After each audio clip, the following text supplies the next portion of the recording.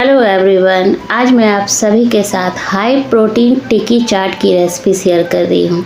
जी हाँ, ना ही मैंने इसमें आलू का इस्तेमाल किया है, ना ही कॉर्नफ्लावर का इस्तेमाल किया है। सुपर डुपर क्रिस्पी ये टिक्की चाट बनके तैयार होती है। सभी को बहुत ज़्यादा पसंद आती है। गिल्ट फ्री तो आपने कई बार खाई होगी, एक बार इस तरह से गिल्ट फ्री खाइए और इन्जॉय कीजिए। तो सबसे पहले इसके लिए मैंने 1 कप काला चना भिगो कर के रखा था। 200 ग्राम ये चना है। इसे मैंने 5 से 6 घंटे पहले भिगो कर के रख दिया था। अच्छी तरह से धो लेंगे। उसके बाद कुकर में काले चने को हमें डाल देना है। तो यहाँ पे मैंने कुकर में काले चने डाल दिए हैं। अब 1 गिलास पानी डाल देंगे। ज़्यादा पानी नहीं डालेंगे, इतना डालेंगे जितने में काले चने डूब जाए। और 1 छोटा चम्मच नमक डाल दिया है, मिक्स कर दिया है, ढक्कन लगा दिया है। अब यहाँ पे गैस ऑन करके मीडियम टू लो फ्लेम पे 5 से 6 सीटी लगा लेंगे।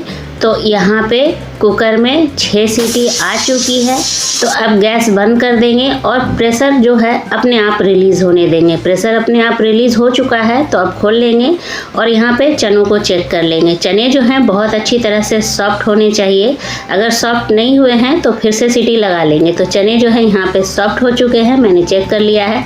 अब स्ट्रेनर में इसे छान लेंगे, क्योंकि पानी की ज़रूरत हमें नहीं है, सिर्फ चनों की ज़रूरत है। तो छान लेंगे यहाँ पे और छानने के बाद इसे ठंडा होने के लिए छोड़ देंगे।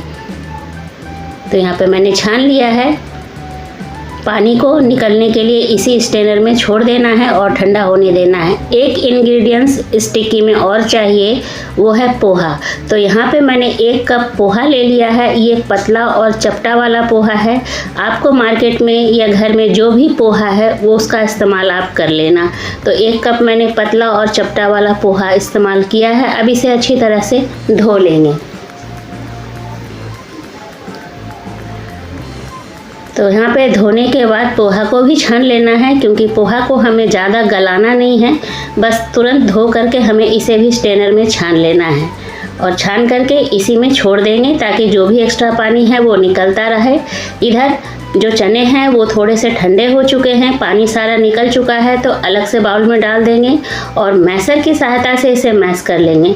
अगर आप मैसर की सहायता से नहीं मैश करना चाहते हैं तो ग्लास के निचले हिस्से से, कटोरी के निचले हिस्से से या फिर हाथों से ही अच्छी तरह से मैश कर लीजिए। एकदम जिस तरह से पाउडर होता है ना, सेम उसी तरह से।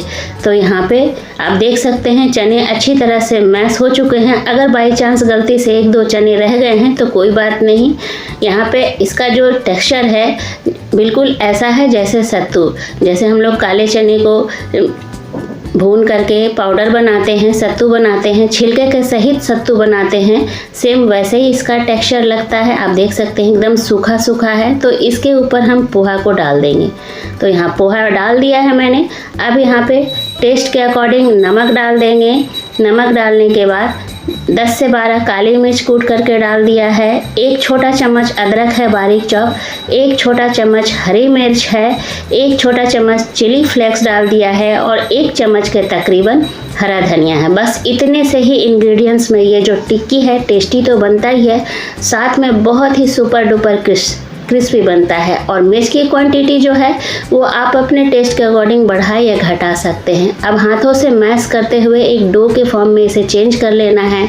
आप देख सकते हैं बहुत अच्छा सा डो बनके हमारा तैयार हो गया है। अब छोटा छोटा पोर्शन लेंगे और टिक्की का शेप दे देंगे। यहाँ पे टिक्की का जो शेप है वो आप अपने मन मुताबिक दे सकते हैं।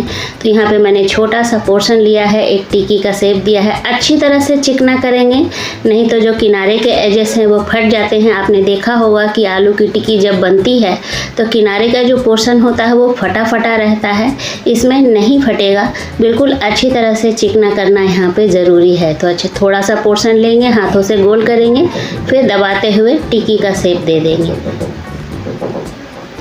और इस टिक्की में खासियत ये है कि ना ही आलू का इस्तेमाल किया है और ना ही कॉर्नफ्लावर का इस्तेमाल किया है। तो यहाँ पे मैंने इतने सारे टिक्की बनाए हैं। अब इसके ऊपर 1 चम्मच मैदा डस्ट कर देंगे। मैदा डस्ट करने से क्या होगा, जो ऊपर का पोर्शन है या किनारे का एजेस है वो बिल्कुल फ्राई करेंगे या फिर सैलो फ्राई करेंगे तो ये नहीं फटेगा। और अगर आप कोफ्ता भी बना रहे हैं ना तो ऊपर से मैदा या कॉर्नफ्लावर हल्का सा डस्ट कर लीजिए तो कोफ्ता भी नहीं फटता है। इस प्रोसेस को ज़रूर फॉलो कीजिएगा। तो यहाँ पे मैदा मैंने अच्छी तरह से कोट कर दिया है हल्का हल्का। अब यहाँ पे मैं कम तेल में आप लोगों को फ्राई करके दिखाती हूँ। बिल्कुल 1 चम्मच में फ्राई करूँगी। जो हेल्थ कॉन्शियस हैं, जो अपनी सेहत का बहुत ध्यान देते हैं, जो चटपटा खाना चाहते हैं, तो वो 1 चम्मच तेल में भी इसे ट्राई कर सकते हैं। ये भी बहुत ही हेल्दी और टेस्टी बन के तैयार होता है। लेकिन अगर आप 1 चम्मच में बना रहे हैं तो इसके लिए आपको नॉन स्टिक पैन का इस्तेमाल करना पड़ेगा। तो यहाँ पे मैंने मीडियम टू लो फ्लेम पे इसे छोड़ दिया था ताकि ये अच्छी तरह से पक जाए। वैसे ज़्यादा पकने के लिए अंदर कुछ है नहीं, सब कुछ पका हुआ है। तो थोड़ी देर के बाद फिर से पलट लेंगे। आप देख सकते हैं ये भी कितना क्रिस्प लग रहा है, ऊपर से अच्छा सा कलर आ चुका है और ये बहुत ही हेल्दी है, टेस्टी है। जो हेल्थ का ध्यान रखते हैं वो इस प्रोसेस को फॉलो करके आराम से सुपर डुपर क्रिस्पी चाट बना करके खा सकते हैं, वो भी विदाउट आलू। तो यहाँ पे मैंने निकाल लिया है। अगर आप मेरी तरह चटोरे हैं, चटपटा खाना पसंद करते हैं तो इस तरह से डीप फ्राई कर लीजिएगा। तो मैं डीप फ्राई भी करके दिखा रही हूँ। डीप फ्राई करने के लिए तेल को पहले अच्छी तरह से गर्म कर लीजिएगा। तेल जब गर्म हो जाए तो स्टार्टिंग टू लास्ट तक फ्लेम को मीडियम टू हाई ही रखिएगा और अलटते पलटते अच्छा सा कलर आने तक इसे फ्राई कर लीजिएगा। और इस टिक्की की खासियत ये है कि अगर आप 1 घंटे के बाद भी आप इसे सर्व कर रहे हैं ना तो भी ये कुरकुरा ही रहता है, बहुत ही टेस्टी लगता है। आलू की टिक्की तो गर्म गर्म ही कुरकुरा रहता है, ठंडा होने के बाद वो बिल्कुल सॉफ्ट हो जाता है। लेकिन इस टिक्की में ये बात नहीं है, ठंडा होने के बाद भी ये क्रिस्पी रहता है। तो यहाँ पे अलटते पलटते अच्छा सा कलर आ चुका है। तो यहाँ पे मैं निकाल ले रही हूँ।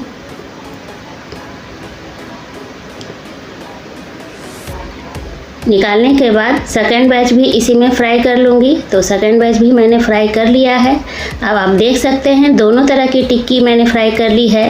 एक मैंने डीप फ्राई किया है ऑयल में ज़्यादा तेल डाल करके, और यहाँ पे 1 चम्मच में मैंने जो फ्राई किया है बिल्कुल हेल्दी तरीके से।